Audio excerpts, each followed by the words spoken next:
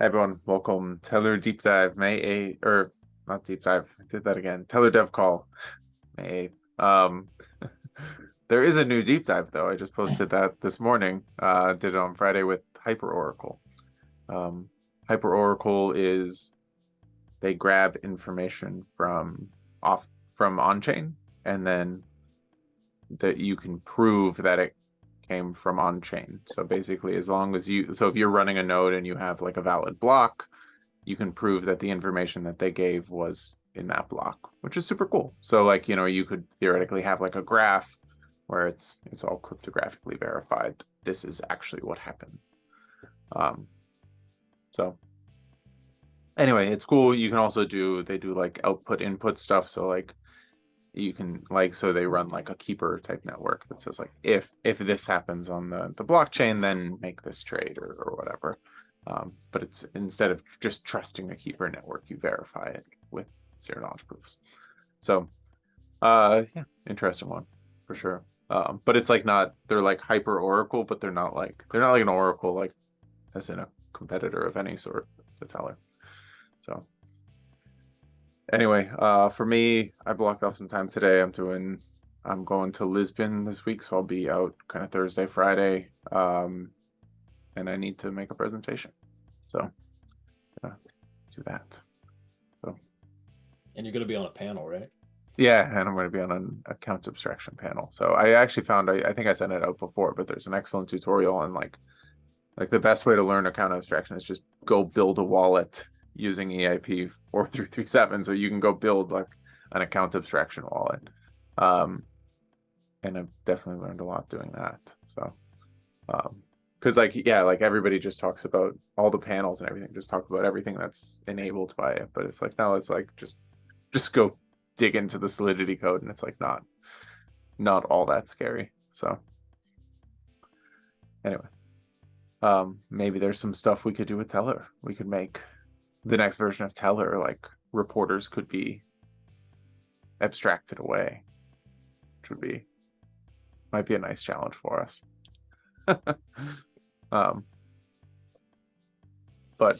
But they use like a bootstrapped P2P network for passing around validated information. So they like started another mempool basically, which is super cool. And I'm wondering if there's anything we could use it for.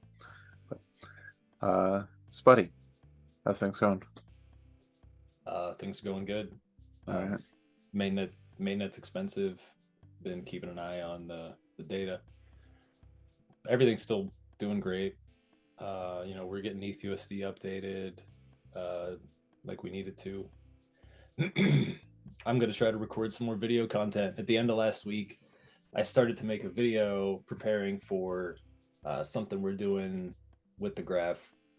And I just found myself stumbling in a couple of places. So I'm going to try it again. Cool. All right. Tim, stateside Tim. Yeah, that's me. Yeah, my main priority is looking over any parachain stuff Owen passes my way or Frank, anyone pushes. And then I'm also working on the an update to our tipper bot, which is kind of specific to Liquidity, and it looks at whenever Chainlink is going to go down. And basically, it's using the logic of the kind of Liquidity Tellor bridge contract, and it's only tipping for Tellor data whenever Tellor data is going to be used, which comes up when a couple of conditions are met. So, yeah. Thanks. Yeah, you think you'll probably be done with that like today or tomorrow? I'm guessing. Yeah. Cool. All right, Dan. I'm working on the EVM call auto task, and I found a hackathon teammate. Congrats. Yep. Cool. Did you have a project yet, or is he going to work on the bridge with you? He's interested in the bridge. Okay, cool. Excited to see it. Akram? Trying to fix the DVM as far as reporting only on or disputing only the query IDs in the config file.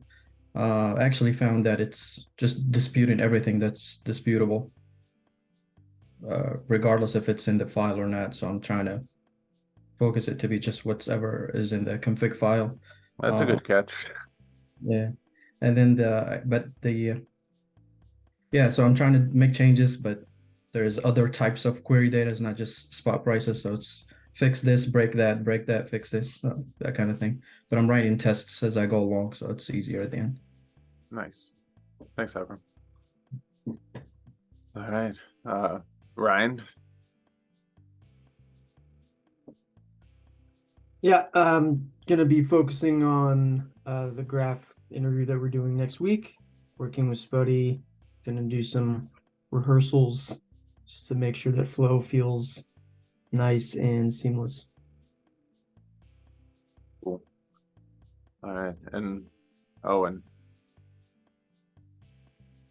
I hit up Frank again about he hasn't gone back to me about what we need to do next for Moonbeam deploying those two chains. So still waiting on that. But yeah, I'm working on the Docker file. I spent some time yesterday getting the setup working fine. But now like just launching the chains using that integrations tool, it's breaking. It's just annoying because the feedback loop is slow because you have to like rebuild the Docker image each time before you like get a new error. Anyway, that's what I'm working on. Also reviewed a PR from Pawan, and it's basically updating the register function to include those weights for each of the sort of like cross-chain messages. Anyway, so yeah, that's it for me. Yeah, we might have some Moonbeam contacts on our own. So like if you want to not go through them and go directly to Moonbeam, we can. I don't know if it's just because they're not ready, but keep it in mind. Yeah, I don't know why they can't just like ask right away. I don't understand the process. Like that's holding him up or whatever. Okay. Yeah. Cool. Brenda, anything? I'm actually gonna start going through the palette stuff because it took me a little bit to get through our stuff, and I just want to make sure that it works the way that I said it works. I know we've removed the deregister function, so that's fine. It makes sense that we did that, I guess. Yeah, I need to go through the rest of the changes and make sure that I understand it. So, and I'm finally gonna start with the CPI research, and we'll see where that goes. So, Tim, I included you in the meeting because your background is also in economics. So, it's just brainstorming. So, Sounds great. For those on the call, decentralized CPI coming soon. Well, we're gonna figure out if we can. So, all right. Any questions today?